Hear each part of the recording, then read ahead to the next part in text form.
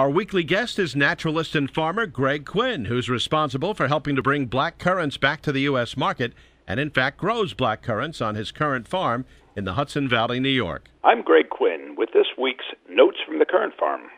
For oft when on my couch I lie in vacant or in pensive mood, they flash upon that inward eye, which is the bliss of solitude.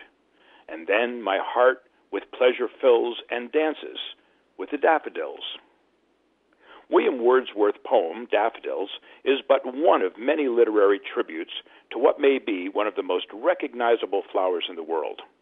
It's widely celebrated for its bright yellow declaration of spring. There are dozens of varieties and hundreds of hybrids of daffodils.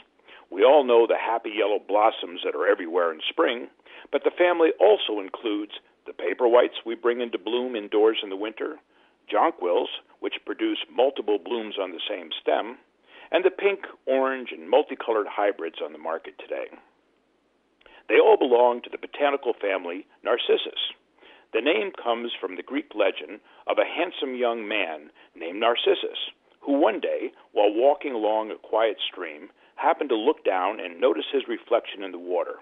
He was so vain, or what we call narcissistic, he fell in love with the face looking back at him.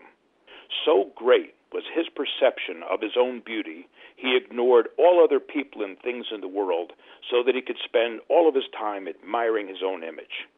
He was unable to move or even look away, and eventually succumbed to starvation. The gods transformed him into a daffodil flower, bent over, looking down, so that he could remain at the side of the stream forever. I find it interesting that the word narcissus is also linked to the Greek word for narcotic, meaning intoxicated or numb.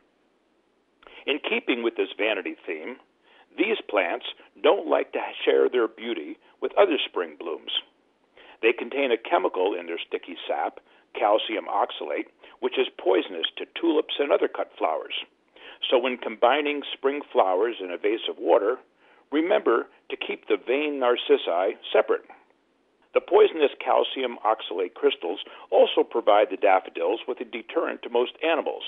So unlike with tulips, rabbits, woodchucks, gophers, and deer won't eat them.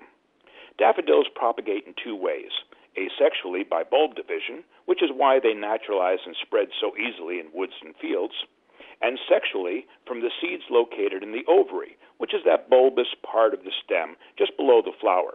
Bulb division will produce exact replicas of the parent flower. But if you collect the seeds from the ovary, store them in a cool, dry place for the summer, and plant them in the fall, they will produce a whole new hybrid of daffodil.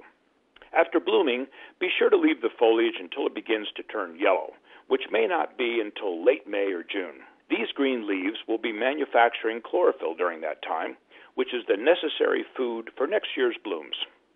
Shakespeare praised them in his Winter's Tale. Daffodils come before the swallow dares, and takes the winds of March with beauty. To hear a podcast of this and previous notes from the Currant Farm, and to find out why currants were outlawed in the United States, go to CurrantC.com. That's currants with an A.